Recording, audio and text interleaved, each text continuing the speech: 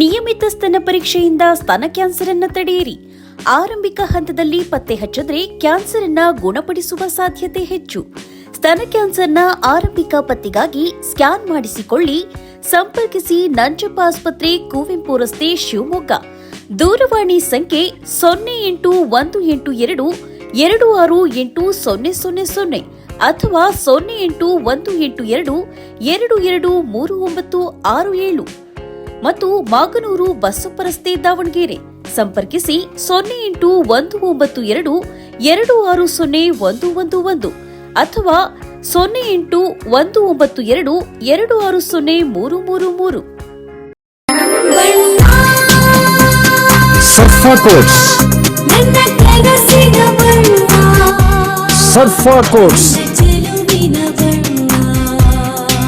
ಸರ್ಫಾ quotes ರವರ ಸುದೀರ್ಘ ಬಾಳಿಕೆಯ ಸುಂದರವೂ ಆದ ಜಲಾಧಾರಿತ ಪರಿಸರ ಸ್ನೇಹಿ ಪೇಂಟ್ಗಳನ್ನೇ ಬಳಸಿ.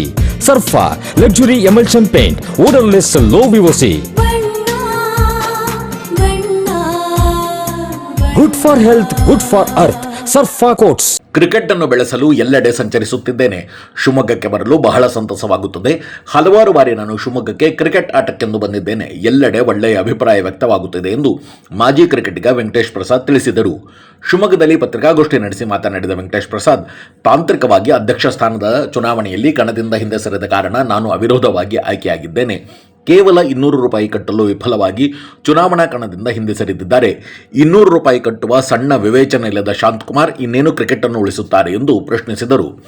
ನಮ್ಮ ತಂಡದಲ್ಲಿ ಮಹಿಳಾ ಕ್ರಿಕೆಟರ್ ಕಲ್ಪನಾ ವೆಂಕಟಾಚಾರ್ ಅವರು ಪ್ರಪ್ರಥಮ ಬಾರಿಗೆ ಸೇರ್ಪಡೆಯಾಗಿದ್ದಾರೆ. ಕೇವಲ ಪುರುಷರು ಮಾತ್ರವಲ್ಲದೆ ಮಹಿಳಾ ಕ್ರಿಕೆಟ್ಗೂ ಪ್ರೋತ್ಸಾಹಿಸುವ ದೃಷ್ಟಿಯಿಂದ ನಮ್ಮ ತಂಡ ಗಟ್ಟಿಯಾಗಿದೆ.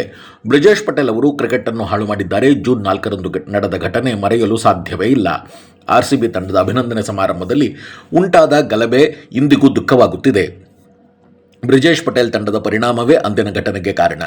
ಕರ್ನಾಟಕದಲ್ಲಿ ಅನೇಕ ಕ್ರೀಡಾಂಗಣಗಳನ್ನು ಅಭಿವೃದ್ಧಿಪಡಿಸುವ ಬದಲು 25 ವರ್ಷಗಳಿಂದ ಟೈಮ್ ಪಾಸ್ ಮಾಡಿಕೊಂಡು ಬಂದಿದ್ದಾರೆ. ಕ್ರಿಕೆಟ್ ಅನ್ನು ಅಭಿವೃದ್ಧಿಪಡಿಸುವ ಬದಲು ಹಾಳು ಮಾಡಿದ್ದಾರೆ ಎಂದು ವೆಂಕಟೇಶ್ ಪ್ರಸಾದ್ ತೀವ್ರ ಅಸಮಾಧಾನ ವ್ಯಕ್ತಪಡಿಸಿದರು.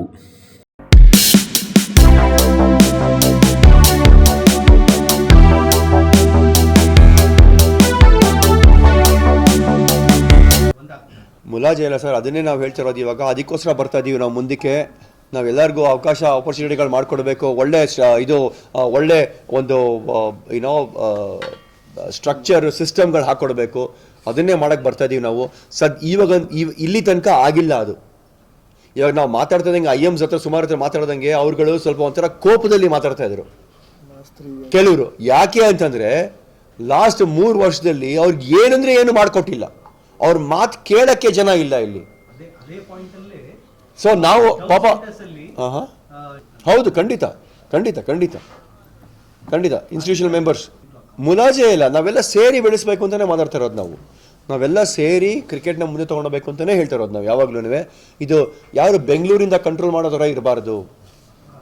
ಇಲ್ಲಿ ಅವ್ರವ್ರಿಗೆ ಆ ಒಂದು ರೆಸ್ಪಾನ್ಸಿಬಿಲಿಟಿ ಕೊಡಬೇಕಾಗತ್ತೆ. ಸೊ ಅದನ್ನು ಮಾತಾಡ್ತಾ ಇದ್ದೀವಿ. 3 ವರ್ಷ ಮಾತ್ರ ಅವ್ರ ಕಂಟ್ರೋಲ್ ಇರಲಿಲ್ಲ. ಯಾವಾಗ ಅನಿಲ್ ಕುಂಬ್ಳೆ, ಶ್ರೀನಾಥ್ ನಾವೆಲ್ಲ ಒಟ್ಟಿಗೆ ಬಂದು ಆವಾಗ ಮಾತ್ರ ಅವ್ರದ್ದು ಕಂಟ್ರೋಲ್ ಇರಲಿಲ್ಲ. ಸೊ ಅದು ಹೋಗಬೇಕು.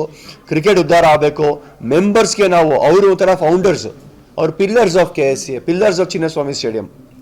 ಅವ್ರಿಗೆ ನಾವು ಒಂದು ಒಳ್ಳೆ ಇದನ್ನು ಮಾಡಿಕೊಡ್ಬೇಕು, ಒಳ್ಳೆ ಒಂದು ಫೆಸಿಲಿಟೀಸ್ ಕೊಡಬೇಕು ನಾವು ಅವ್ರಿಗೆ. ಅವ್ರ ಕಷ್ಟ ಸುಖಗಳನ್ನ ಕೇಳ್ತಾ ಇದ್ದೀವಿ. ಅವ್ರು ಹೇಳ್ತಾ ಇದ್ದಾರೆ, ಸರ್ 3 ವರ್ಷ ನಮಗೆ ಎಷ್ಟು ಕಷ್ಟ ಕೊಟ್ಟಿದ್ದಾರೆ ಅಂತಂದರೆ KSCAನಲ್ಲಿ ನಮಗೆಲ್ಲ 75-80 ವರ್ಷ ಆಗಿದೆ. ನಮ್ಮನ್ನ ಕರೀತಾರೆ 8 ಗಂಟೆಗೆ ಕರೀತಾರೆ ಬೆಳಗ್ಗೆ ಪಾಸ್ಗಳಿಗೆ. 8 ಗಂಟೆ ಕರೆದವರು ಕೂಡ್ಸಿರ್ತಾರೆ ನಮ್ಮನ್ನ 2 ಗಂಟೆ ತನಕ ಮಧ್ಯಾಹ್ನ ಕೂಡ್ಸಿರ್ತಾರೆ. ಆಮೇಲೆ ಕೊನೆಗೆ ಇನ್ನೇನು ತೊಗೊಳ್ಬೇಕು ಅಂತ ಪಾಸ್ ಮುಗ್ದೋಗಿದೆ ಅಂತ ಹೇಳಿ ವಾಪಸ್ ಕಳಿಸಿದ್ದಾರೆ ನಮಗೆ ಅಂತಲೂ ಹೇಳಿದ್ದಾರೆ. ಹೇಳ್ಕೊಂಡು ಒಂಥರ ಕಣ್ಣೀರು ಹಾಕಿದ್ದಾರೆ ಪಾಪ ಕೆಲವರು ಇವರು ಮೆಂಬರ್ಸ್. ಸೊ ಅಂಥವ್ರಿಗೆಲ್ಲ ನಾವು ಮರ್ಯಾದೆ ಕೊಡಬೇಕು. ಅವರು ಒಂಥರ ಪಿಲ್ಲರ್ಸ್, ಕಂಬಗಳು ಇದಕ್ಕೆ ಚಿನ್ನಸ್ವಾಮಿ ಸ್ಟೇಡಿಯಂಗೆ. ಅಂಥವ್ರು ಮರ್ಯಾದೆ ಕೊಡ್ಬೇಕು ನಾವು. ಅದಕ್ಕೆ ನಾವು ಹೇಳ್ತಿರೋದು ಏನು ಅಂತಂದರೆ, ಸರ್ ನಿಮಗೆ ಇವಾಗ ಡಿಜಿಟಲ್ ಎರಾ, ಇವಾಗ ಬರೀ ಇವ್ರುಗಳಿಗೆಲ್ಲ ಇಡೀ ಮೆಂಬರ್ಸ್ಗೆ ನೀವು ಸ್ಕ್ಯಾನ್ ಮಾಡಿ ನೀವು ಯಾವ ಥರ ನೀವು ಏರ್ಪೋರ್ಟ್ನಲ್ಲಿ ಹೋಗ್ತಿರೋ, ನೀವು ಬರೀ ಒಂದು ಟಿಕೆಟ್ನ ಬೋರ್ಡಿಂಗ್ ಟಿಕೆಟ್ನ ನೀವು ಯಾವ ಥರ ತೊಗೊಂಡು ಹೋಗ್ತಿರೋ ಮೊಬೈಲ್ನಲ್ಲಿ, ಆ ಥರ ನೀವು ಬರ್ಬೋದು ಮ್ಯಾಚ್ಗಳಿಗೆ. ನೀವು ಇಲ್ಲಿ ಬಂದು ನಿಂತ್ಕೊಂಡು ಕಾದು ನೀವು ಬೇಡ್ಕೊಂಡು ತೊಗೊಂಡು ಹೋಗೋದಂತೂ ಬೇಡ. ನಾವೇ ಕಳಿಸ್ತೀವಿ ನಿಮ್ಗೆ ಟಿಕೆಟ್ಗಳನ್ನ.